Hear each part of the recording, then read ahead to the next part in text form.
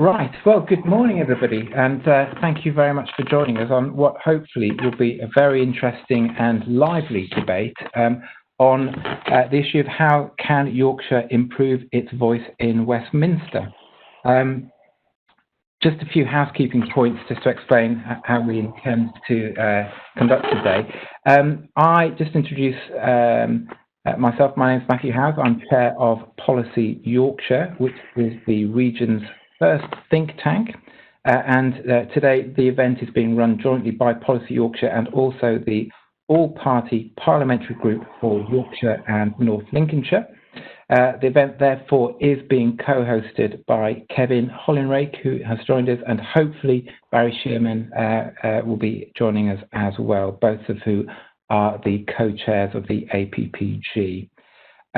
Just to explain, you can see and hear all of the people on the panel, so you get to see all of us, hopefully, but we can't see or hear you, and you can't see each other. But if and when you'd like to say anything during the session, there's a Q&A session coming up. And if you look on the right-hand side of your screen, you should be able to click the Q&A button and your name and question will come up. And when we get to the Q&A session, Kevin will be opening the floor and asking you to introduce yourself and just make your question or make your point. You'll be unmuted automatically at that stage, so you don't need to do anything. But do feel free to file those questions in, because the more input and dynamic this session is, the better. I'm just seeing that Judith is here. Hello, Judith. Very nice to see you. Thanks very much for joining us. I'd also like to express my gratitude to Homes for the North, who are kindly sponsoring the event today. This financial support is essential to enable us to hold events and to undertake policy research. And if there are any volunteers out there willing or interested to support future activity, please do get in touch and send Policy Yorkshire an email.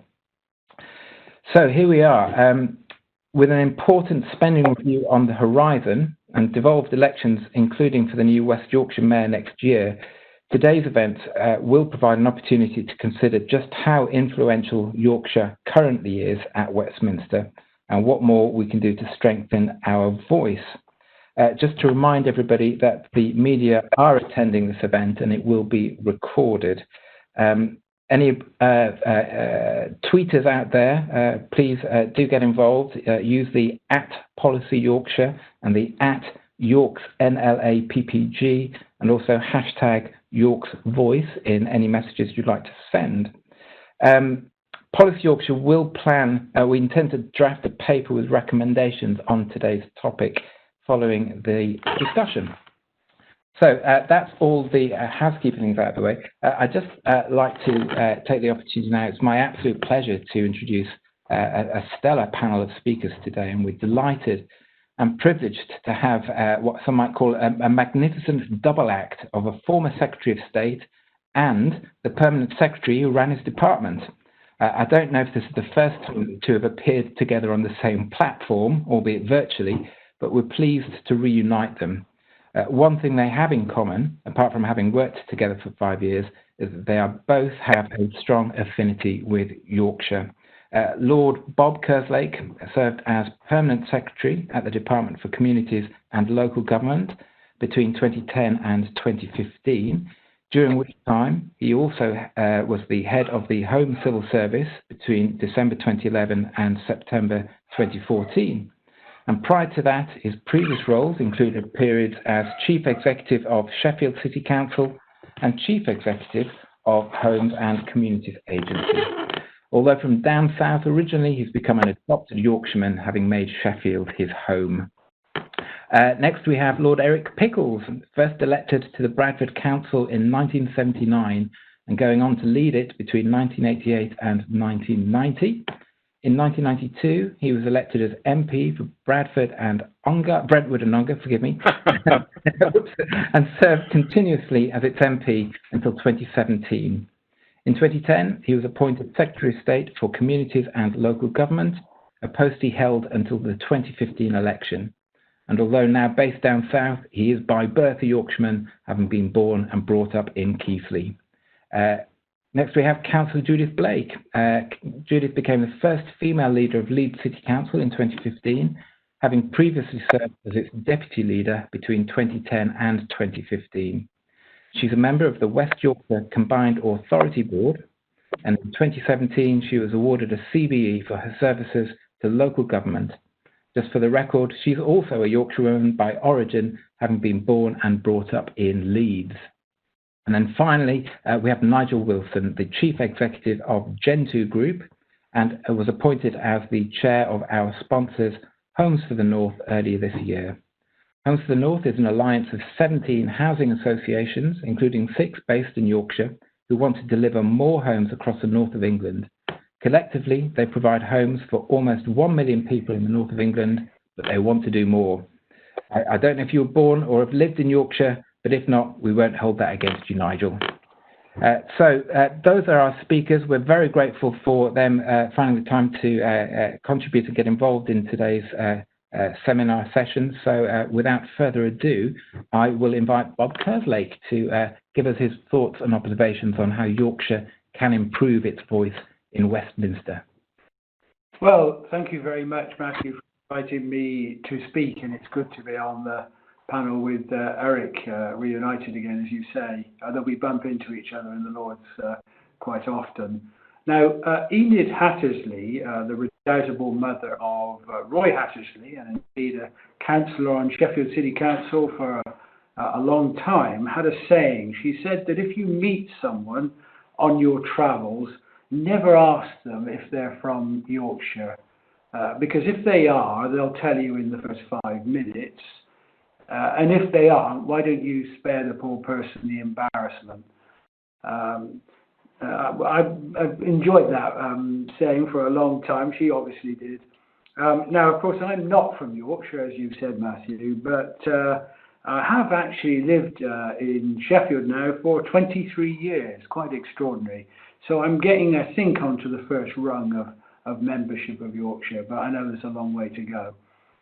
The theme, as you say, is about voice in Westminster. I'd say Westminster and Whitehall, actually, because it's about influencing both politicians as well as civil servants. And it's a good question to ask, because Yorkshire's got a population of over 5.3 million. It's comparable, if not bigger, than Scotland. And yet, really, its voice is nowhere near strong as that scale suggests. 8% of the population. Do we get 8% of the profile? Good question. I wanted to make 5 points in my contribution as to how we should look at this issue. The first one is, if we feel we don't have a voice in Westminster that's strong enough, join the club. This is a very centralised country. Power resides in Whitehall and Westminster, and therefore everyone struggles to get their voice heard, because that's where the power lies, basically. We're also, by the way, not just one of the most centralised countries, we're one of the most unequal regionally. And Judith and I worked on a commission, the 2070 commission, that demonstrated just how big those inequalities were. And in fact, we also had a contribution from Housing for the North in that work as well. Now, I think the levelling up agenda, if it follows through, is an opportunity to address both that huge inequality and strengthen the voice. And I say this because we won't deliver levelling up without a devolution of power and funding out from Westminster. So actually, if we could devolve, we wouldn't need to worry half as much as we do about voice in Westminster, because the power would lie where it should do, in Yorkshire rather than in Whitehall and Westminster. So my first point is, let's harness levelling up and push for greater devolution. Secondly, we should ask the question, who is the voice of Yorkshire? Now, had we had a Yorkshire mayor, as was being proposed, that might have been an easier question to answer. But of course, that is now moved away, and I don't want to reopen that debate. But I do make the point here that we should think actively of how you express that voice, if you like, of Yorkshire, and who does it. The fact that we aren't going to have a mayor doesn't mean to say there can't be identified voices on behalf of Yorkshire. What I would say is the long period of debate and disagreement over this issue has weakened the voice, and nothing weakens the voice in Westminster more than division, as the North East found for quite a long time. So I think having a unified voice, being able to identify who might be the person who speaks on behalf of Yorkshire, is a really crucial point.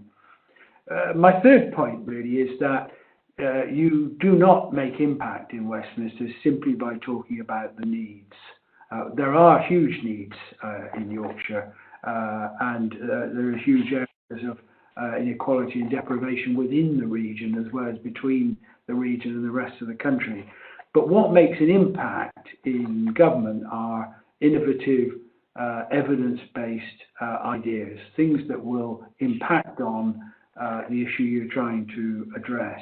And that's why I think actually Policy Yorkshire is a tremendously useful resource, because it can help us bring together the post-COVID recovery ideas that are around at the moment and build a base for making a difference on that. So a big step for me is to actually capture the ideas, the proposals for responding to the current COVID pandemic and the economic impact of that, and pull them together as a compendium set of propositions. That's how you make an influence in Whitehall, rather than simply talking about the need, great though that is. So proposals, I think, is crucial. My fourth point here is that collaboration, both within the region and outside the region, is crucial to the impact of the voice. Just as division tends to weaken voice in Westminster and Whitehall, so collaboration with others, building common strengthens that voice. A good example of this, I think, is the work being done through the Northern Powerhouse, where Judith, I know, is involved in that actively. You can, I think, amplify the impact of what you want to do in Yorkshire, what we want to do in Yorkshire, with those common causes that are in the north. And I think there's still a big debate about how do you organise things at a larger regional level. What is the future role of homes for the north?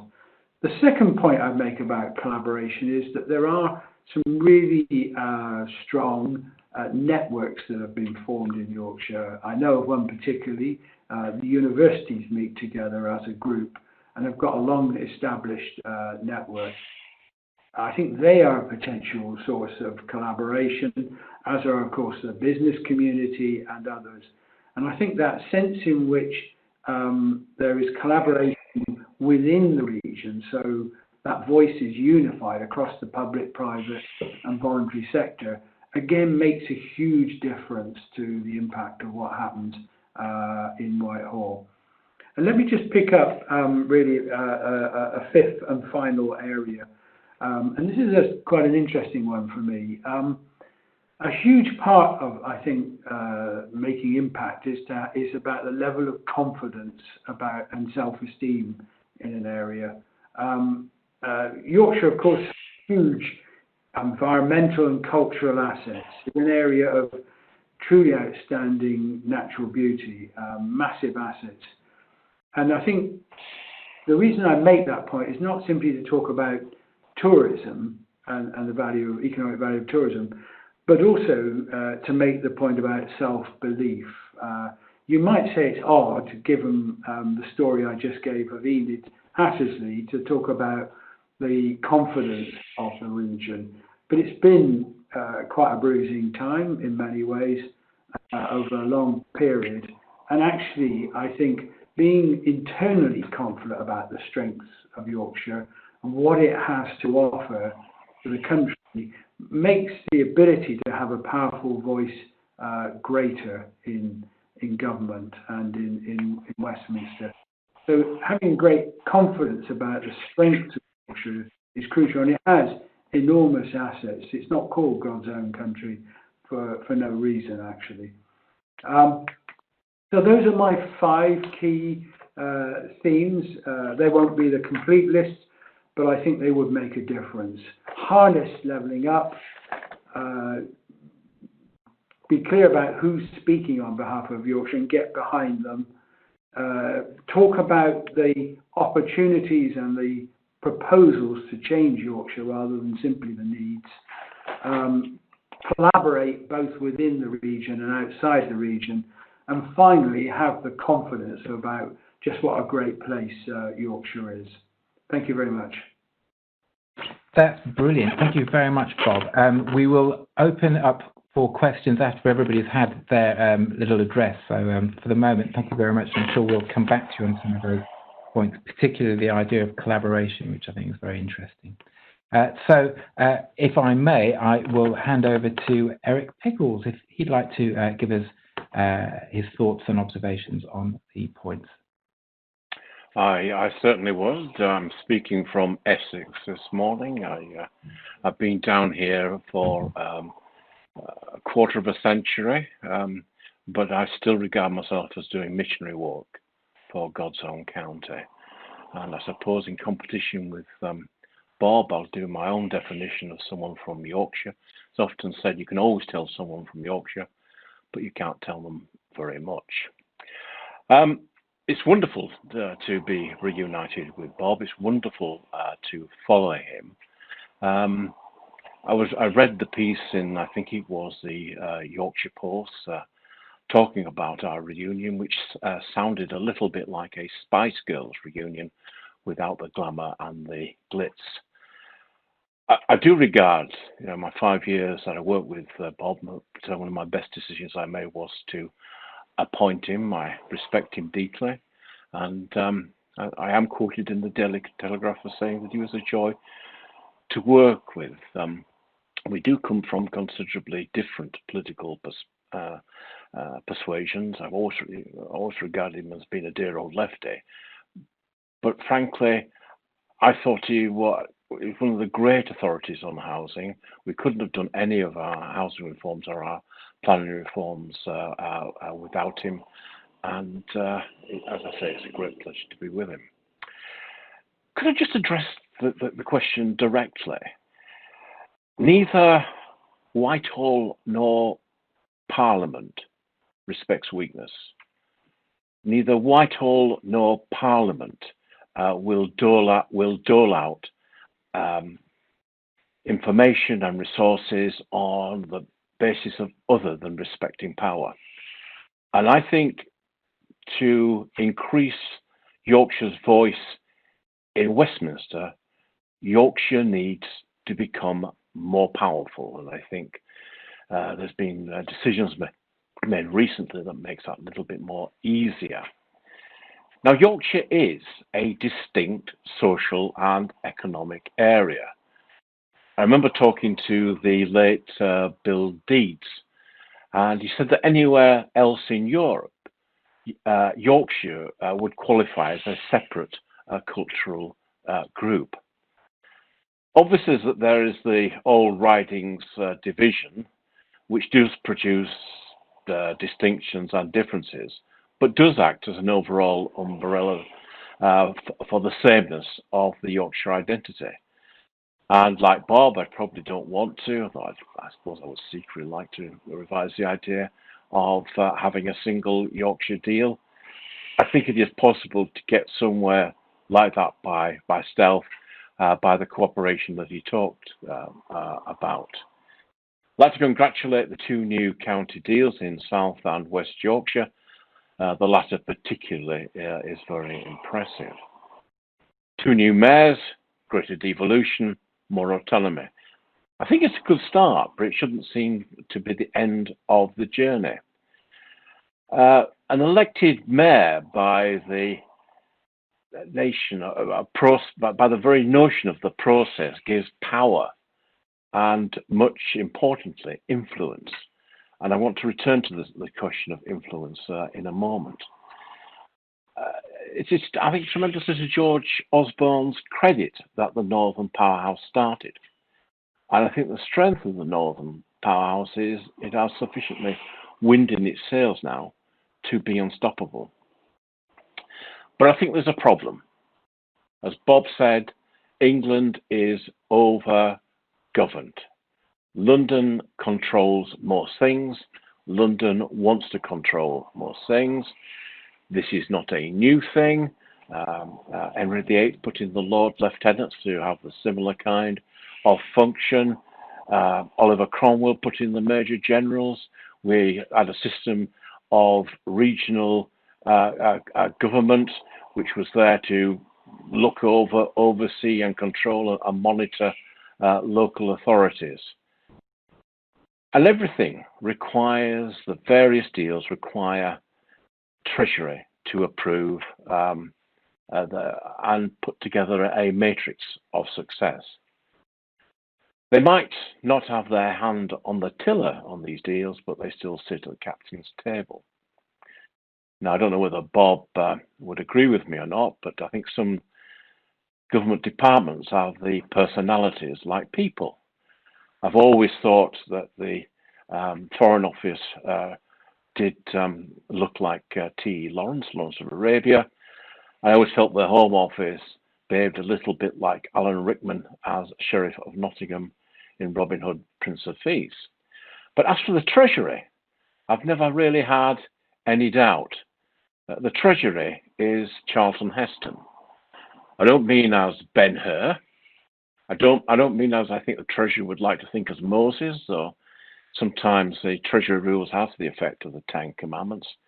I mean Charlton Heston in real life, when he was the president of the American National Rifle Association, a very important pressure group that tries to ensure that small children can get their hands on semi-automatic weapons.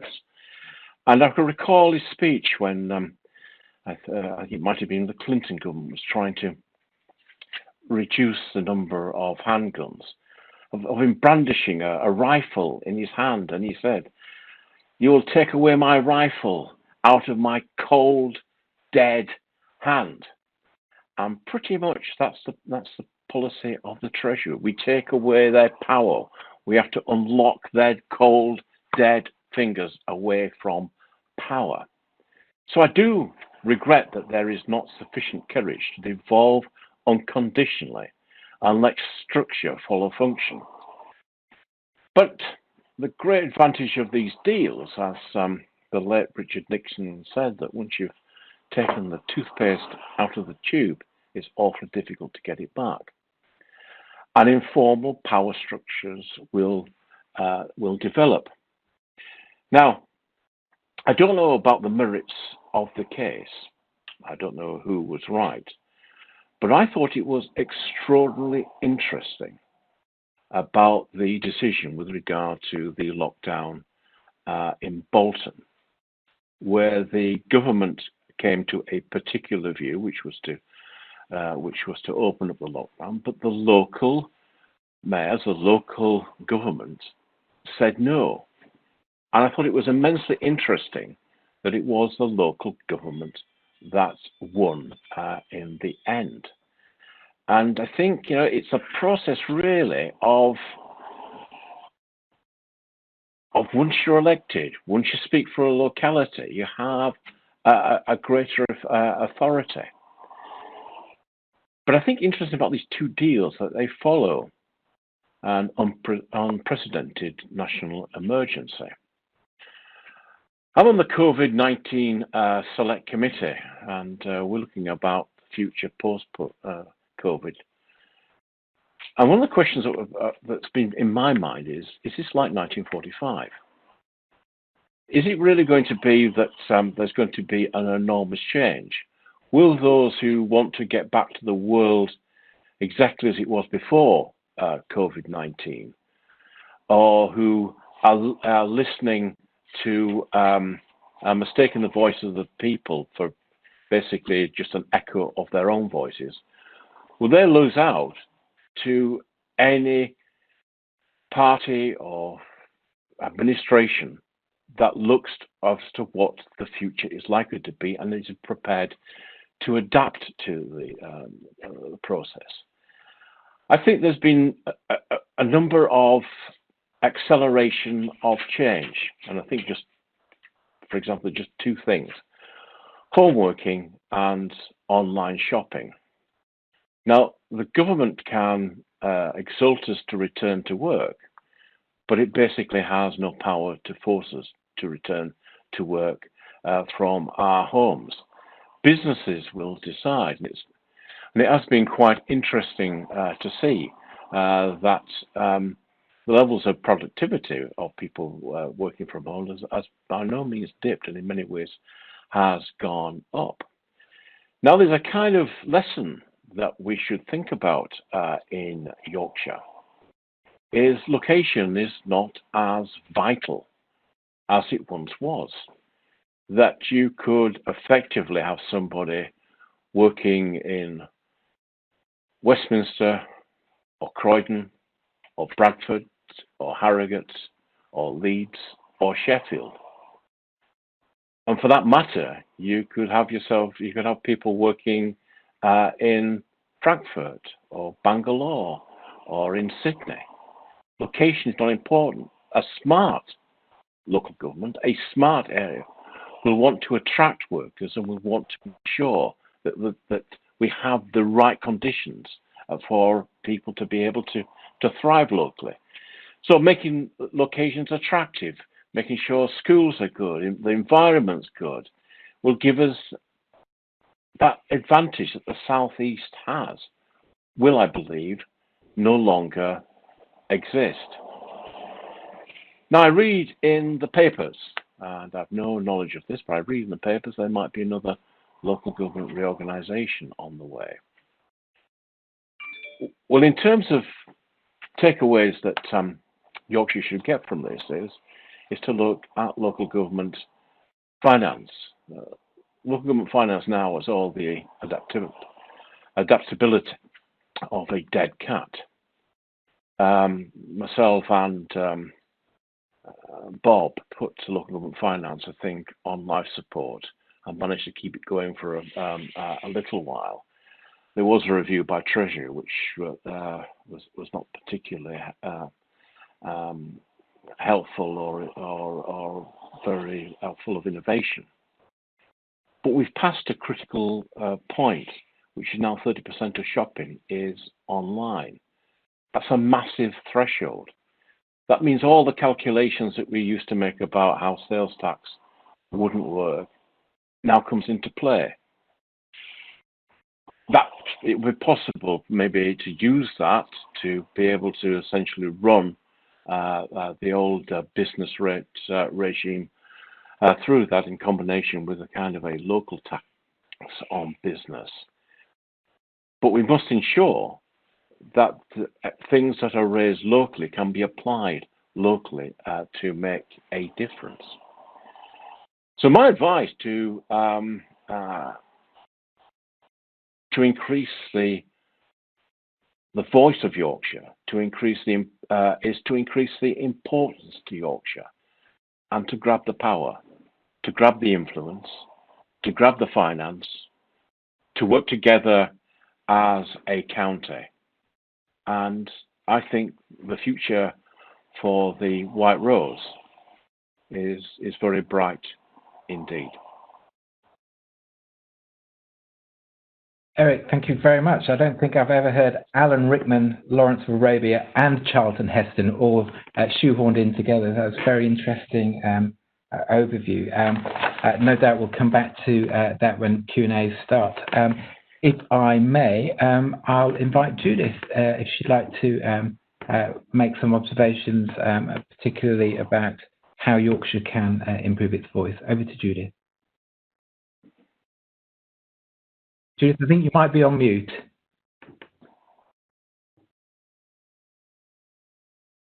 Are you able to unmute? Sorry, instruction to say that I would be unmuted automatically. Apologies. I was just starting off by saying I'm sure we could find some women to add to the list of significant and important people coming from Yorkshire. So obviously we are all going to be following similar themes, I think, in the discussion today. But I think we have to really try and get underneath why it is that we feel that Yorkshire isn't getting the attention that it deserves. I think that's a really important task for all of us. And there will be a lot of reference to character. That actually we are very good at getting on and doing things, very productive. But actually, despite the reputation for being really brash and out there, we actually don't blow our own trumpet enough.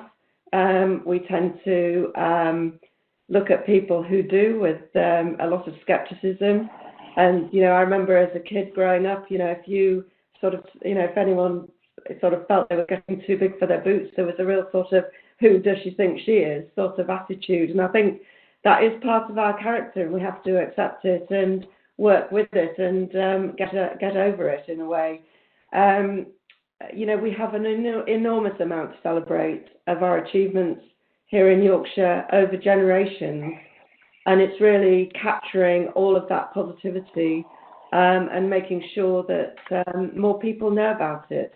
Obviously, those of us that know Yorkshire well recognise what a fantastic place it is to live here, to bring your families up, great opportunities. But we also know there's been systemic underinvestment in Yorkshire, and too many people still don't benefit from the opportunities. And it's, that's the piece of work that Bob and I have been engaged with, really recognising that we have got left behind in significant areas. And, those areas in particular that relied on one industry that was, decimated without any real thought about what was going to come in its place are still struggling today. The cruelty, really, of all of that is that it's those areas that are suffering the most from the impact of the pandemic and the virus. The virus is a very, medics describe it as a very clever virus. It seeks out its hosts and those in which it'll be most successful. And it's those areas that have suffered from health inequalities, economic deprivation, for example, where it thrives the most. So, some real challenges as well to go along with those opportunities.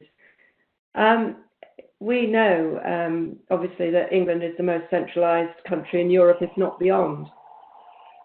I think whilst George Osborne needs credit for putting the North on the map, if you like, and all of the work that came from focus on the Northern Powerhouse, which is still continuing today, is, I think it has really enabled us to define what we are and what we want to do. But George's biggest mistake was really coming up with a model, sort of one size fits all, based on the Greater Manchester experience. And Greater Manchester, in local government terms, has been working together for the best part of 40 years, and that is not the case across other areas, and that is what has really presented real difficulties in terms of moving the devolution model forward. It's no secret that when George came forward with the model that meant we had to have directly elected mayors, our preferred option in Leeds and West Yorkshire was to go for the Leeds City region, which is the functioning economic area. And unfortunately, the administrative barriers that were put in place by the model meant that we haven't been able to do that. We were then asked to go away and come up with a model that we felt would work, and we came back with the support of the overwhelming majority of local authorities across Yorkshire for the One Yorkshire model. I still do believe that will come into fruition in the future. It just makes so much sense. Yorkshire is a brand that is recognised. It really is the show in town, and it's important that all of the work that we did to further the One Yorkshire model is actually incorporated into this policy discussion, and there was so many positive reasons for working on a Yorkshire footprint that we need to capture and keep moving forward on. But I really struggle to understand where the population of this country have really had enough of politicians, to be fair. They don't really want more layers coming in. They don't understand already the difference in responsibilities between national and local. And then we've got a situation where we're anticipating 4 mayors and 4 mayor offices and all of the expense that goes with that. And yet we're trying to move forward on the basis of collaboration. I think that presents us with some significant challenge, but that is where we are. We will embrace what we have to do, and we're moving forward, as you've heard, for elections in West Yorkshire for a mayor next May. I think it'll be really interesting to see what the interest is from the people of West Yorkshire, and I think we need to focus more on what it is that people in our communities actually are looking for, what they want. How do we make this relevant to people's lives and really start talking in the language that we're talking about, bringing more investment in, leading to more jobs, to more training opportunities, really working together to improve the educational opportunities of our young people, which are lagging behind. And as I've said before, in the current environment, really focusing on health outcomes for people in our communities. At the moment, I don't think the vast majority of people really understand what the mayor will bring into those areas. So how do we really get our messages across? I think we need to do more to unite politicians at all levels on the agenda, linking in with the business voice, but importantly linking in with our communities and making sure that we're taking people with us, as I've said. The lessons of the pandemic have shown so starkly that trying to run programs from Whitehall, from Westminster, just do not work. And the announcement that we've seen coming out late last night, expecting a statement from the Prime Minister today, really highlights everything we've been saying at a local level. We need to run these programs locally with all of the expertise we have at our disposal, working with our communities that we know best. But starved of resource, it's been incredibly difficult to do this. And the twin tracking of national programs with local programs just has caused confusion. And I think this has to be a wake-up call to all of us, that Westminster, Whitehall need to recognise and trust local authorities working with local people to be able to deliver the outcomes that we need on so many different areas. And again, it is, as Bob said, about really growing our confidence and self-esteem and getting out there and making the case for all of us across the piece. But there are signs that we are beginning to be recognised, and in spite of everything that's happened over the last few months, the property market, I'm looking at Kevin here, he'll know more about this than me, is in some parts of Yorkshire is absolutely flying. And I understand anecdotally there's a lot of interest of people moving out of London and wanting to come and better quality of life. Perhaps it's the fact that they're of the ability to work more remotely as well. So, businesses, the interest from around North Shoring looking at relocating is still continuing. The desire across Whitehall departments for re-establishing themselves in the regions, I think, is really interesting. I think many people would recognise that removing government offices from around the country was a huge mistake. One of the issues that came to the fore with the whole of the Brexit debate and the lack of awareness of what people are actually feeling out in our communities. But I would, this might seem strange coming from the leader of Leeds City Council, but I would just make a plea for a recognition of the diversity of Yorkshire. It isn't just about the cities, it's about the incredible rural communities, market towns, smaller cities, the fact that we have a coastline as well. And it's that recognising that diversity as well as the diversity of the people who live here that I think is an enormous strength for us.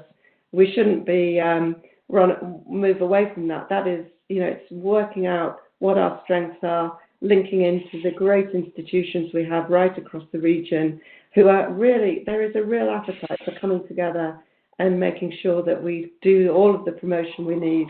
We just need to make sure that our voices are getting across, we're being listened to, and that actually moves us to a position where people start doing things differently and giving us the wherewithal to do what we can do well. Thank you. Thank you, Judith. That's very interesting. One of the points that I will come out later is I do think there's a challenge about political fatigue. I think that the problem is most people would recognise there's a desire to do something better and improve a whole spectrum of things, but in many ways the mechanisms in place at the moment perhaps don't readily lend themselves, and people just see a wall of bureaucracy and that sort of, another politician, another group, what does that mean? I think it's really important that we get some sort of authenticity and people see the relevance of what we're trying to do, and perhaps that's something we can pick up in our Q&A session later. But thank you very much for that, Judith. Next up, I'm going to ask Nigel Wilson, if you could perhaps make your contribution. Thank you. Thanks very much, Matthew, and thanks for the opportunity to support this event from Homes for the North point of view. I should begin by an admission that I'm a Lancastrian and very proud of being a Red Rose wearer. So I'm doing even more missionary work than Eric is, clearly.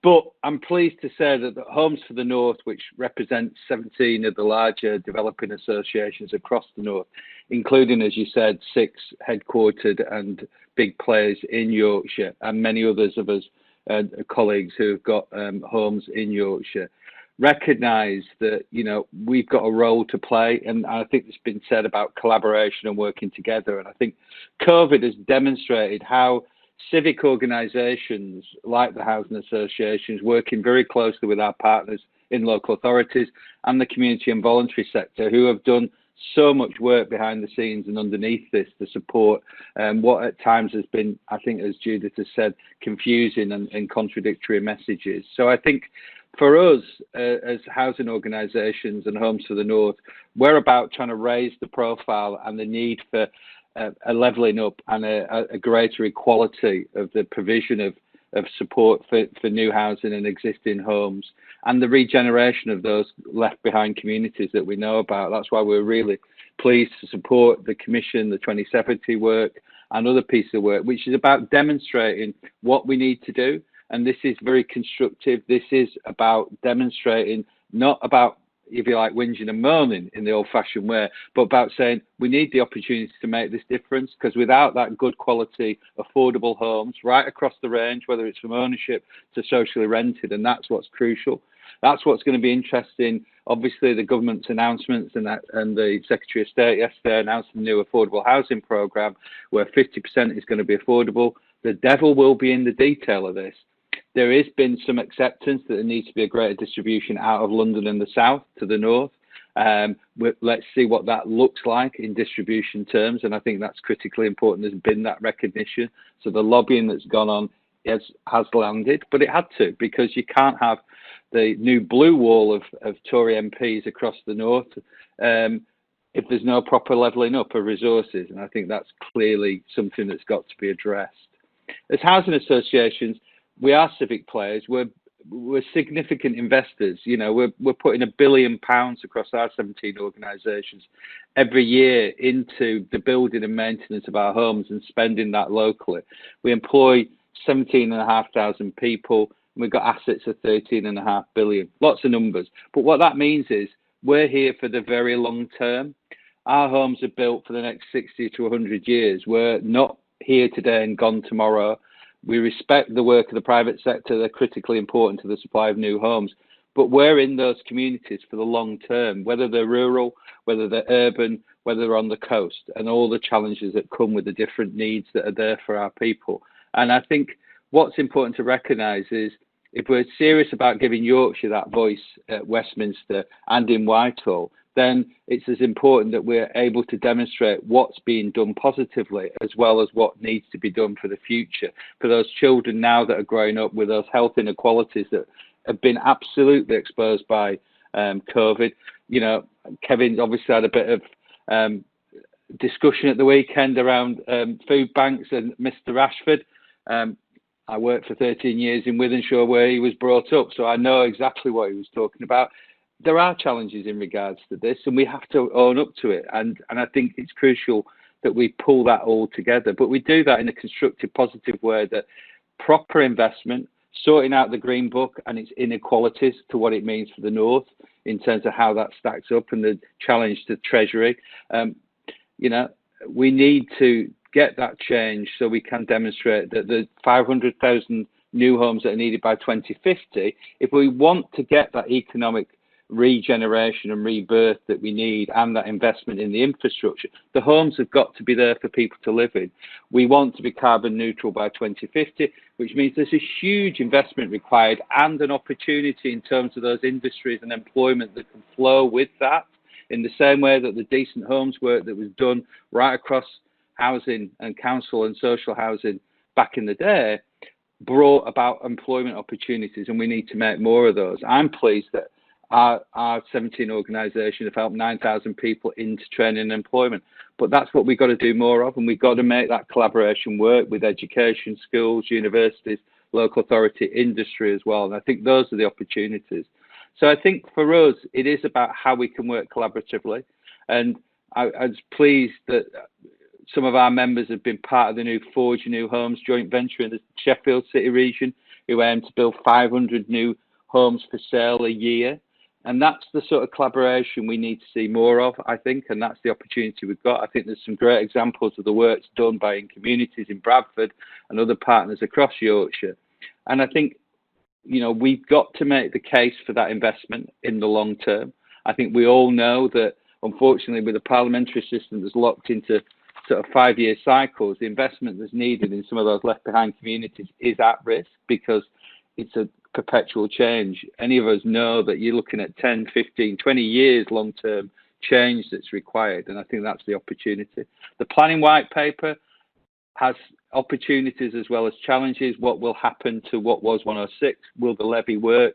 Again, the detail and the consultation that's required on that is as important in Yorkshire as it is anywhere else, and I think that's the opportunity we've got. So I think for us, it is about making sure we support local decision making as a means for strong decisions and ones that have got longevity. And I think Judith's so right. We have to get this down to the level where it can make a difference. Having worked in Greater Manchester for 13 years, you know, it's a model, but it works there because it had that long-term history. Other regions and other areas, and like Yorkshire, it's a different beast. It is so different. And I think it is about making sure government understand that at a national level, and that we have to be sensitive to that. The opportunity is there, but the policy ask we've got to have is that it can level up properly, and it will be for the long term. And I think for us, it is about making sure that devolution really makes a difference. And it's a strong voice for Yorkshire, it's a strong voice for the North, and it's not a competition with the South. It's about having a first shake of the dice, I think. That's it for us. Thank you very much, Nigel. Just one point before I pass on to Kevin. You said that we really need to be able to demonstrate what's being done, and I'm picking up a theme that it's not enough simply to, when I misquote, but to moan at Westminster and say we're not getting enough. I just wonder whether or not you feel we are articulating in a focused way what we have done to showcase, you know, the past wins, or if that message is somehow just getting diluted because there are so many different voices. I think it's always a challenge, and I think I know the housing association world, and Bob will know this from his roles. We've often said we don't get what we do across enough. often the case is that a local MP will know what's going on in their constituency very well, but then when it gets on a bigger scale, it's harder to articulate that.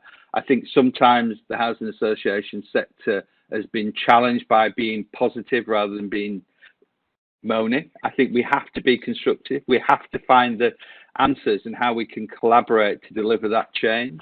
And we have to be honest about that. And we have to be honest about the challenges, whether it's about fire safety or compliance or all those other things that are out there. There's lots of tough decisions that housing associations have to make, but we should be making them with the voice of our tenants and communities at our heart, and that we're making sure that government and officials understand both the opportunities that are there and what could be the consequences of those choices.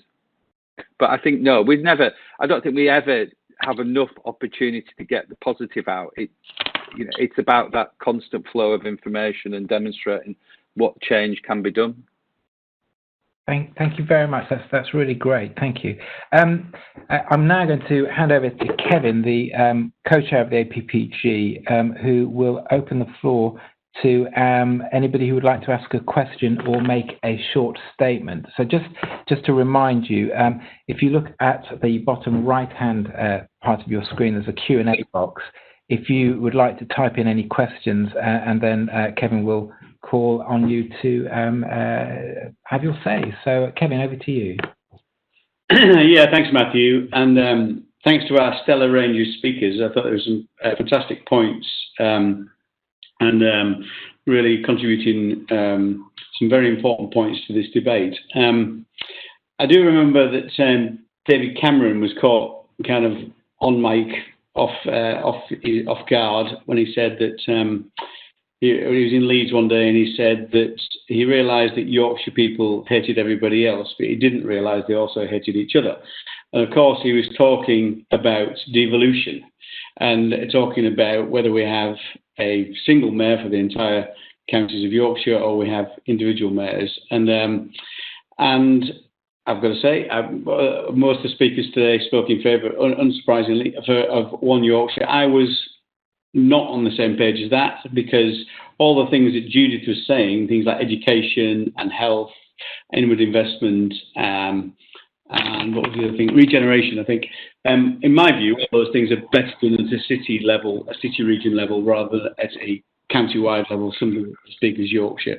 But there is no doubt at all that one mayor for Yorkshire would have been a clearer voice, I think it's fair to say, for the entire counties of Yorkshire. So the question I have, and I'm very interested to hear questions from the floor, and I think we'll open up the mic so you can address your questions to the panel or make your statements to the panel. But the question I have for the panel, if I can, is we are where we find ourselves. We're going to have a mayor soon for North Yorkshire as well, York and North Yorkshire, York City region. We're going to have one for East Yorkshire and one for West Yorkshire, and obviously we've got one for South Yorkshire.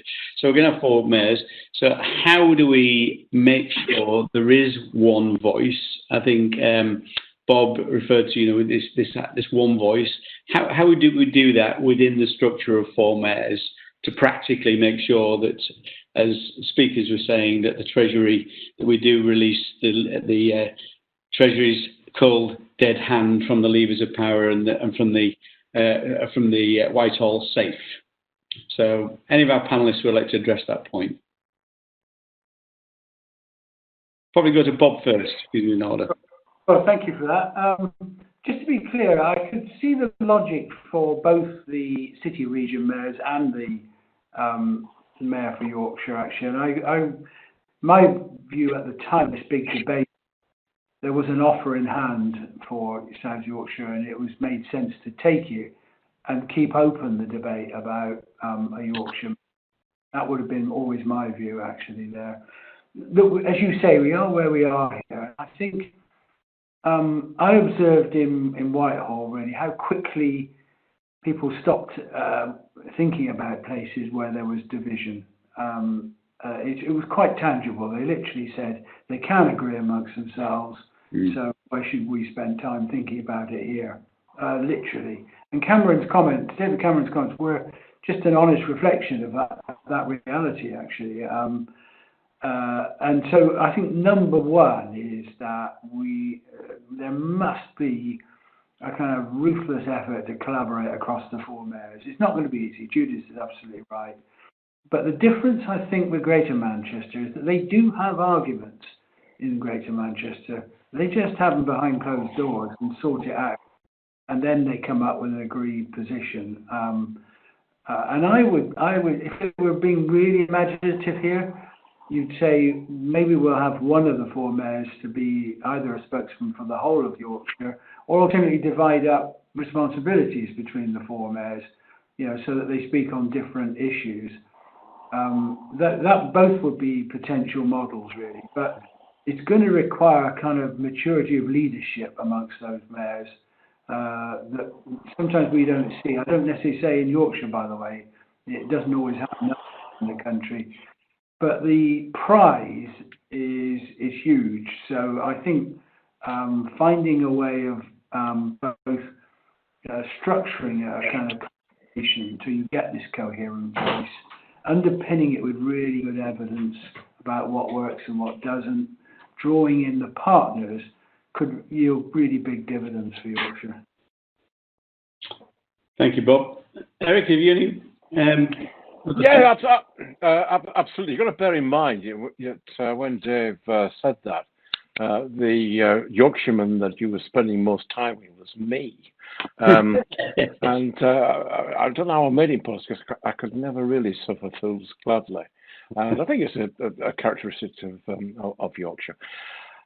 Nothing puts the bejeebers up Whitehall or Westminster than unity. And what we'll have to do is the mayors are going to have to talk. They're going to have to come to an agreed position. Now, I was the only Conservative on West Yorkshire's various joint boards, and I never had any problem of working with colleagues of a different political persuasion. I had a bit of difficulty back home in Bradford, but across the county, none.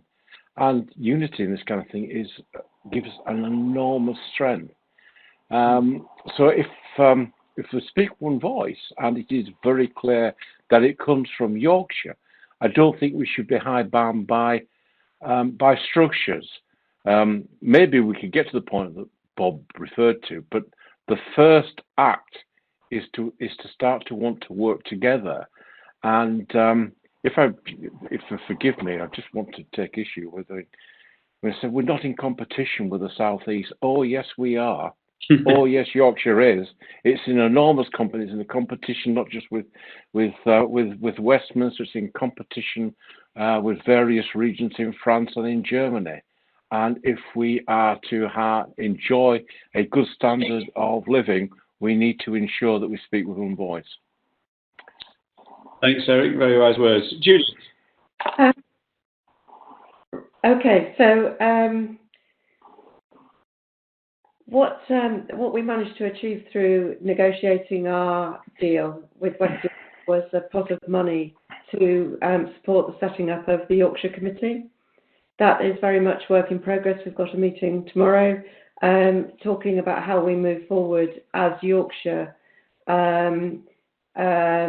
with all of our partners, so all of the local authority leaders, business leaders, voluntary and community sector, faith sectors, all coming together and talking about priorities for Yorkshire, recognising that the genie is out of the bottle.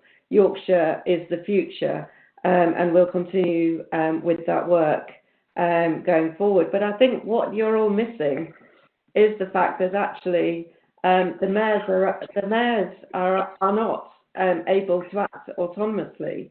They will each of them be part of.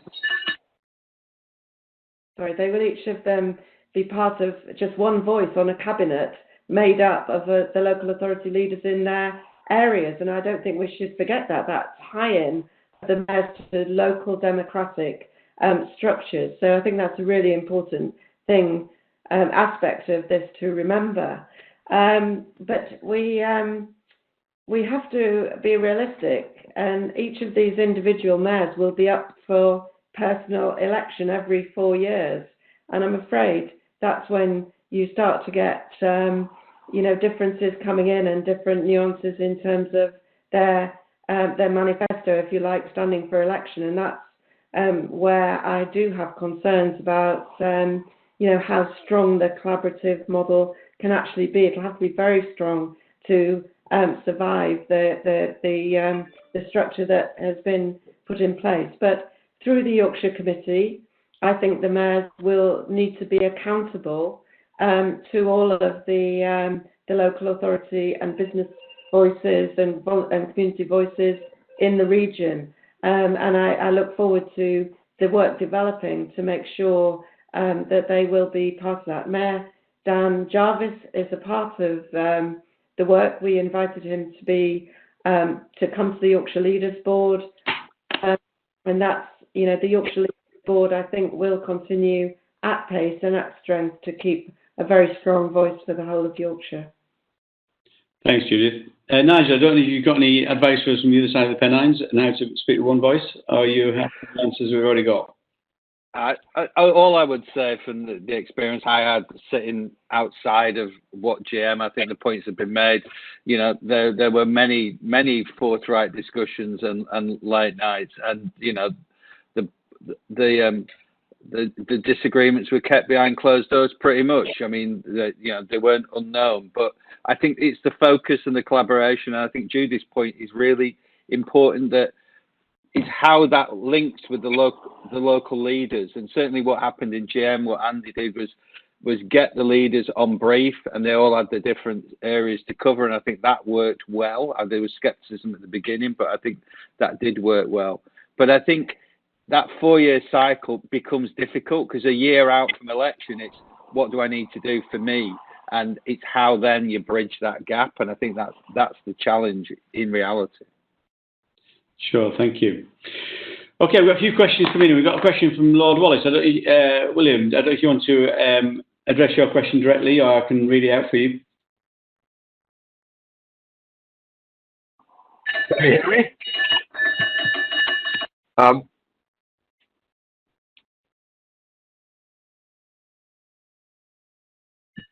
We can hear you, I think. We could. Institutionalize a stronger pressure in the financial process. The devolved nations now have the Barnett formula, and they have their positions for bargaining with the Treasury about how the budget is distributed across the country, regionally and nationally. Clearly, we need something like that in England. I agree that collaboration between Yorkshire and other regions is the way we do it. Is there anything we can do within the current structure of Westminster and Whitehall that would help and reinforce that? I think that's one for you, Eric. I think William would like you to address that, if you're possible. Yeah, sure. I mean, I kind of hinted it in my main remarks, and I think it's this, that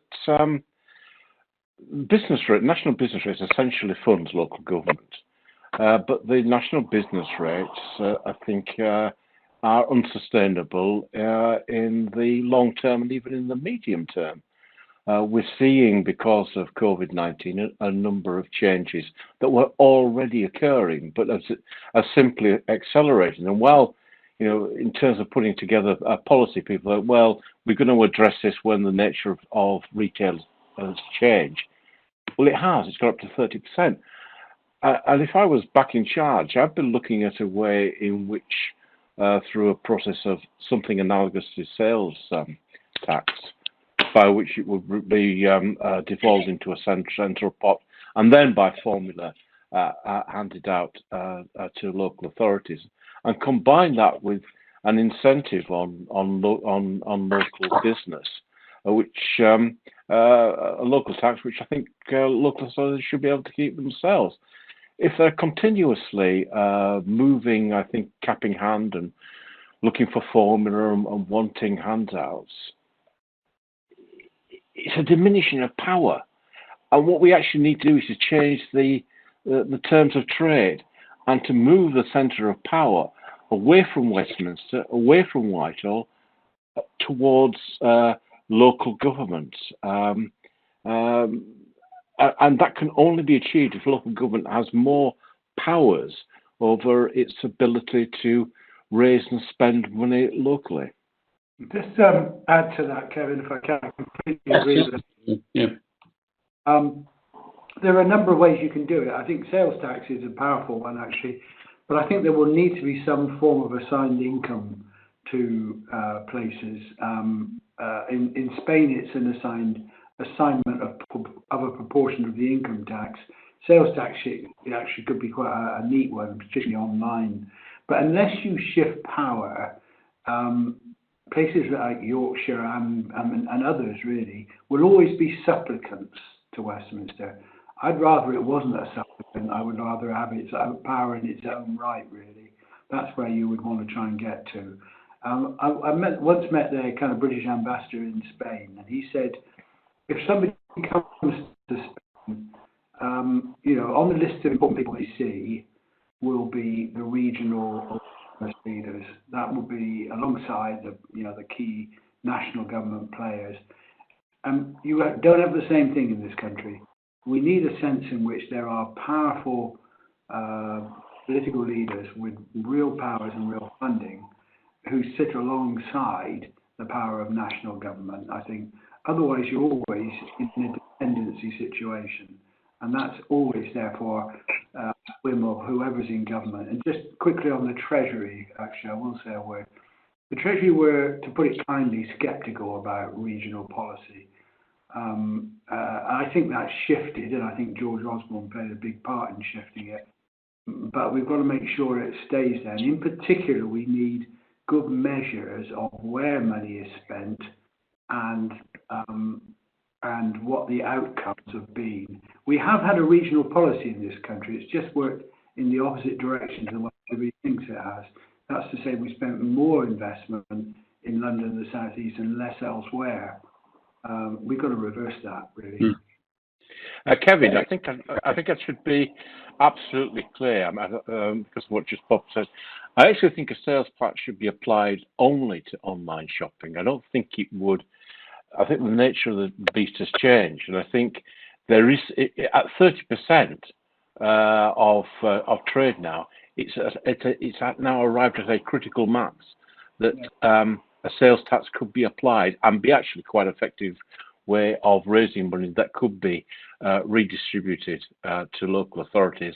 But I think local authorities, because I think they have a vested interest in ensuring that their community is well served and that niche shopping is available, that good local services there, I think they should have the ability to be able to directly apply a form of business taxation locally. It's interesting, isn't it? I'll come to you, Senator Judy. Just to make a point, obviously government is consulting on a sales tax to perhaps partially replace business rates. So it's looking at now. I personally, I think it's so difficult because there's almost, the lines are very blurred between what's sold in a shop, what's click and collect, what's sold online, and retailers are becoming more multidisciplined in terms of how they sell stuff. Personally, I think we've got a sales tax already. It's called VAT, and that would be a way to perhaps bring in something that created a fair and level playing field. Judith, yes. So in terms of that question, are you keen on this having local tax raising powers, and have you any ideas what it would be?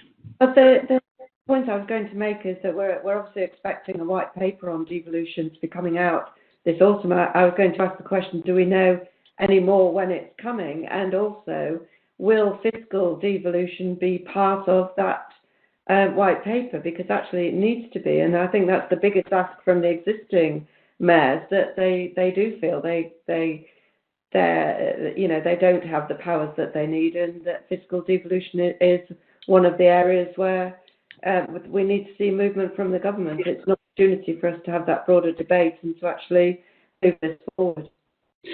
Yes, I can tell you when it's coming. It's soon. But yes, it's a very good point. But I take it you're keen on that as an opportunity. We've got a question from Peter O'Brien. Can we allow Peter to make his point? Is Peter with us?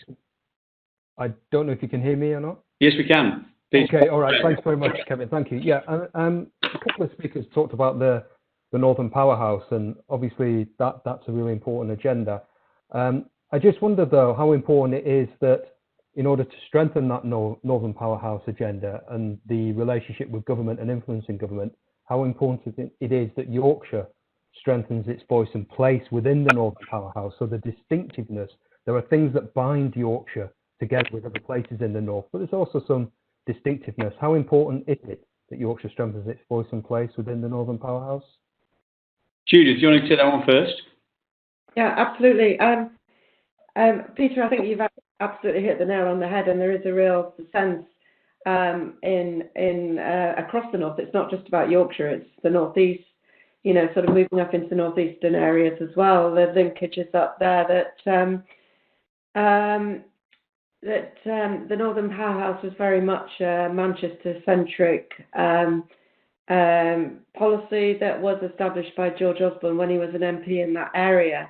And there is a real sense that some of the structures have been set up. So TFN, for example, has its main HQ in Manchester, for example, and there is a real sense of imbalance that is felt right across the north. And I think if the Northern Powerhouse is trying, organisations are trying to do something to reset that balance, but I don't think they've actually achieved that yet. But it's down to all of us to really make that case and make sure that all parts of the north, and in our case particularly Yorkshire, really gets the attention that it needs and deserves. And again, it goes back to that whole issue of confidence and actually highlighting just how strong Yorkshire is in many areas. Yeah, okay. Any additional comments anybody wants to make on that point about Northern Powerhouse? Bob, yeah. Very quickly to add, really, I completely recognise what Judith has said there. What I think is important, I mentioned this need to strengthen the voice inside the Northern Powerhouse, but it's not a sort of banging the table, we must get our share type approach, and I'm sure Judith wouldn't see it as that. It's about essentially having the ideas and the arguments about what Yorkshire can contribute in a way. So I think what Manchester did was it saw an opportunity and it took it really, and I think in a way Yorkshire needs to be as, how can I put it, entrepreneurial and proactive in wants within that space of the north. So I think it would be unfortunate if it turned into a fair shares conversation, and I know that's not where it's going. What it needs is Yorkshire to say, here's what we have to offer, and here's where we need investment alongside what's going into Manchester or going into the northeast. It's that kind of approach that builds the strength of the Northern Powerhouse rather than turns it into a sort of debate about who gets what. Does that make sense? I think that's yes. Nigel, I see you nodding. You're obviously on the same page. Absolutely, and as I said, having spent 13 years in Manchester, and now I'm 20 months into being in Sunderland and the northeast. There is very stark differences. I won't go into that. I think everybody knows what they are in terms of the comparisons. But I think that point Judith makes is critically important. I think Bob's right. It's about how we demonstrate the connectivity that needs to be made right across the north.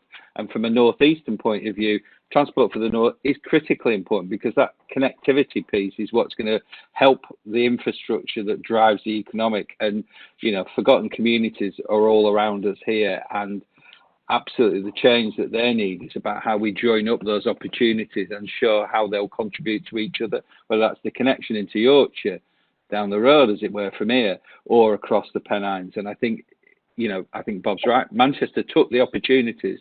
The job for the rest of us is how we catch up now, but demonstrate that positively and not get into the it's not fair discussion. I think it's really important to know what you want, for Yorkshire to have a clear idea of what it wants out of the Northern Powerhouse arrangements. And I think the interconnectability is a vital one. And I'm not just talking about road and rail. I think Yorkshire, the biggest strategic advantage Yorkshire could get is to ensure that it has good fibre all the way through. And that's what will give Yorkshire a bit of an edge. Very good. Okay, we've got a question now from Sean Bullock. Sean, would you introduce yourself and ask your question? Yeah, hi. Good afternoon. I'm Sean Bullock. I'm Managing Director of Make It York, which is the destination management organisation for York. So that's economic development and prosperity, as well as tourism. There's been a lot of talk recently, some of it since dispelled, about the possibility of House of Lords or a significant government department move to York. And I wondered really, I was initially asking Bob, but I think Judith's view would be interesting as well, as a neighbour. Really, how significant a move by a big spending, and I underline the word spending, government department to York could be. Part of the reason for asking is that our relatively new chair, Greg Dyke, was the Director General of the BBC who oversaw the planning of the move from London to Salford, significant chunks of the BBC. And he's always maintained that what was most important about that was moving the spending decisions out of London, in order that not only did you create jobs, but you had to go, in that instance, to Salford if you wanted to get an approval for commission or whatever it was. And I wondered whether, as I say, Bob and Judith, as a neighbouring city, had a view on really or not whether or not a significant government department moving to York could make a real difference Yorkshire has, and more generally in the country. Thanks, Sean. Yeah, definitely in favour. Bob, yeah, fine away. Yeah, actually, I think the first thing I'd say is if you can move power, that would be the best thing, power and funding. The next best thing is to move departments and move what out, really, out of central London. So I absolutely buy the argument, and Sheffield has been a beneficiary of a lot of central government functions moving to Sheffield. There's no question that it brings both jobs, good jobs, and it also brings people who play their part in the community as well. I know the same is true in Judith in Leeds. So completely supportive of moving functions out from central government Whitehall, if you like, into the regions. What I would say is, though, you need to make sure, and it links to Greg's point, that this is about core and not chore, if I can put it that way. If what you simply move out is administrative functions, you miss the point a little bit. It has to be about moving, real policy-making functions out as well, and that's why potentially a whole department moving is worth exploring, albeit that you will, and this is the real world, need to make sure that ministers can play their part in Whitehall, and you will need a capacity there as well. But what Sheffield found was, if you didn't move the policy-making bit out, what happened was, definitively, people just ended up spending their lives on trains going down to London for meetings. You really need to do it decisively and ambitiously, but I really think it's a good idea. In contrast to moving the House of Lords to York, which is completely dopey. You get off the fence, Bob. Judith. Yes, well, we've been engaging very actively in all of the decisions to move, departments or departments out of London, and we've, really had some very positive results from that in Leeds, and I know other parts of the north are doing the same. And interestingly, of course, Grant Shapps is setting up his Northern Department of Transport, so that's going to be an interesting one to watch. Do you remember the discussions when I think Ascot was being refurbished and it was moved to York, and everyone seems to think that the sky was going to fall in, and actually when it happened, most people absolutely loved it, and wanted to continue. I think actually getting more people out and understanding who we are, what we have to offer is always to our advantage. But absolutely, it needs to be real movement, real ability to influence decisions, and make sure that they're rooted. And as I said right at the beginning, recognition that getting rid of the government offices, I think, is now accepted, and how you recreate take the, not just separate departments, because what we would say in local government is that we've been charged with working across the piece, real integrated decision making around different departments, and the frustration for local government trying to work with national government is still national government is very much in silo mentalities. The departments are very, there's real hard walls built between not only the different departments themselves, but actually within departments. It's very difficult to get different strands of those departments to work together and talk together. So anything that we can do to assist and actually it can be done, more constructively, then, really happy to be involved with. Thanks, Judith. I remember the weather being bloody awful when Royal Ascot came to York. Eric. Yeah, I remember talking. I was actually sitting down with Bob once, and we talked about regional policy. I reckon the only thing that government actually could do would be to move out of Westminster, and we moved our offices. And had I known what I know today about home working, I think I would have moved into a very small office in Westminster and moved everybody out to home, and not bothered. And to tell you the truth, I think a lot of that's going to happen. And in a way, it's going to be easier to attract individuals. It's not going to be as necessary to make that journey down to London as it was. I'm involved in some international work, and I doubt I'm going to be doing as much travelling as I used to do. And we've found that it's perfectly capable of being able to run a large international organisation, remotely and online. And I think there are some lessons to be learnt there. Although, Judith will forgive me, I don't mourn the departure of the regional arms of government. They were there to look and to empower the will of the centre on local government. Local government should be the power, I think. Yes, thanks. I entirely agree with you about workplaces. It should be where people can be most effective and productive. We shouldn't dictate where they should have to work. Although I love a government department coming to York. Final question. You just got perfect. Just 2 minutes, I think we've got time for. Stuart Paver. Stuart, can you hear us? Yes. We can hear you. There you go. All right. It was the question about rates, and we have 170 stores around the UK. We will be closing some stores because of the rates bill, even when landlords give us the opportunity to trade without any rent, because the rates bills are based on trade 10, 15 years ago, not the current levels of trade that are being generated. And this seems to be a problem with lots of taxis, that they don't have the agility to move with the times. And we'll still, I'm sure, be arguing about rates in another 5 or 10 years' time. I don't think anything will change very rapidly. And the move to a sales tax and bits and pieces, the reality is, as somebody said, we have VAT. We need to perhaps increase certain taxes and take away lots of other little taxes that just cause us so much inefficiency. Like the apprenticeship levy is just another tax to us.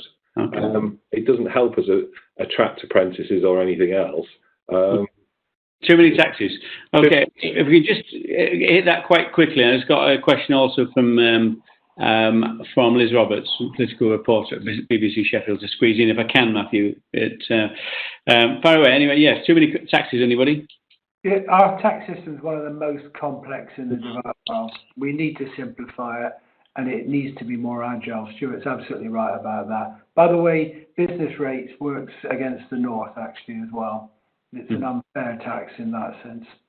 So change is needed. I wonder if we have the right capacity in central government at the moment to make these changes. That's a question. Yeah, every time we talk about simplifying taxes, we make them more complicated, don't we? Any other thoughts on that? I think business taxes, as I said in my speech, or my introductory remarks, has all the bounce of a dead cat. Okay, well, we'll switch now to Liz Roberts. Liz, you've got a question for us from BBC Sheffield.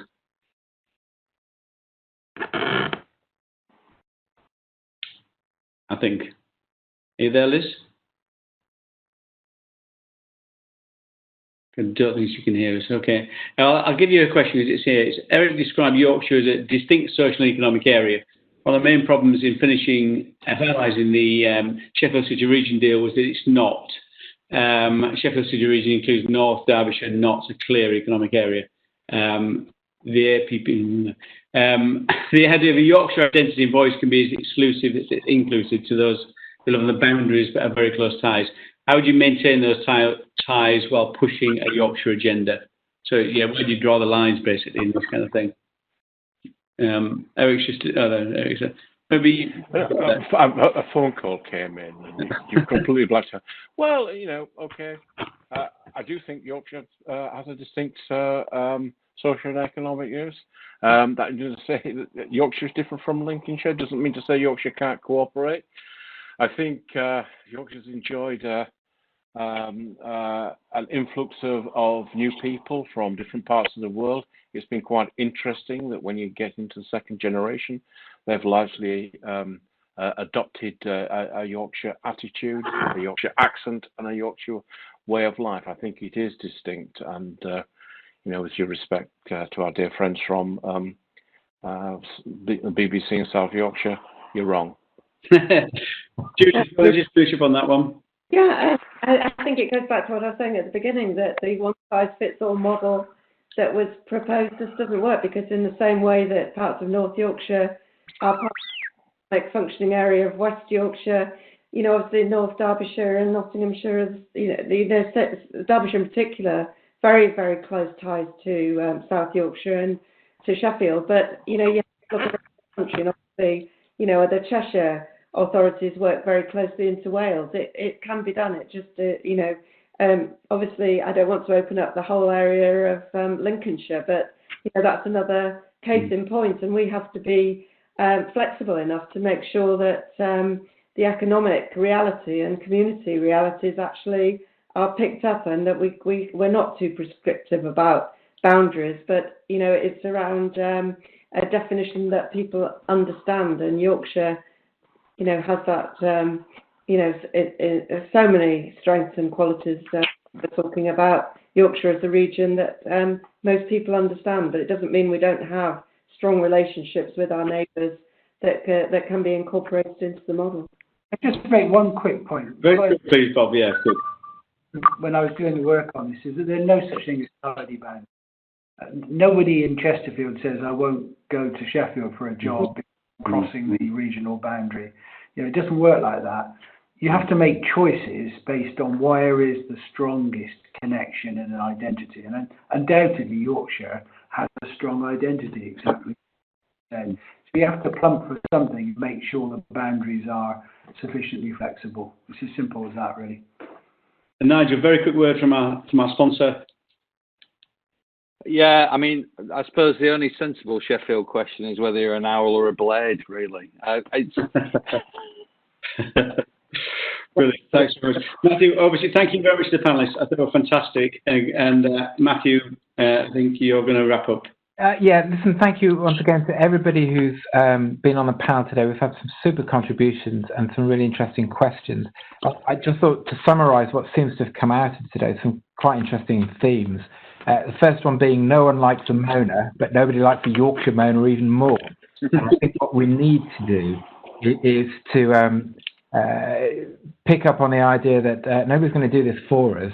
We need to really sort of engage and not point out why things are bad, but come up with positive contributions as to how we can improve things.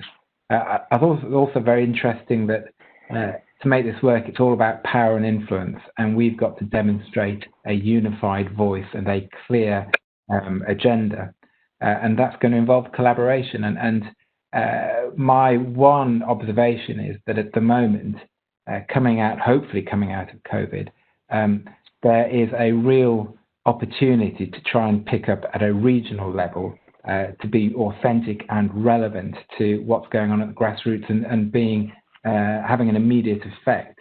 And it's really, really important that we don't lose any capital of goodwill that we currently have. There's a pool of everybody wanting to do what's right and improve social, economic, educational opportunities. And the challenge, I suspect, is going to be to try and overcome a political fatigue that's sort of loomed over the country generally about, what are politicians doing for us, how relevant is it to us, and I think there's such an opportunity and potential for us to pull together. It would be just fantastic if we can keep this momentum going, but delivering. What we don't want to be doing is having these sorts of conversations in 18 months' time, moaning about why we aren't getting our voice heard. So I take comfort from the fact that there are lots of people, lots of cogs whirring, but it looks as though we are all trying to achieve the same thing, and it's a matter of trying to collaborate and be mature to achieve the end goal, which is what we all want to do.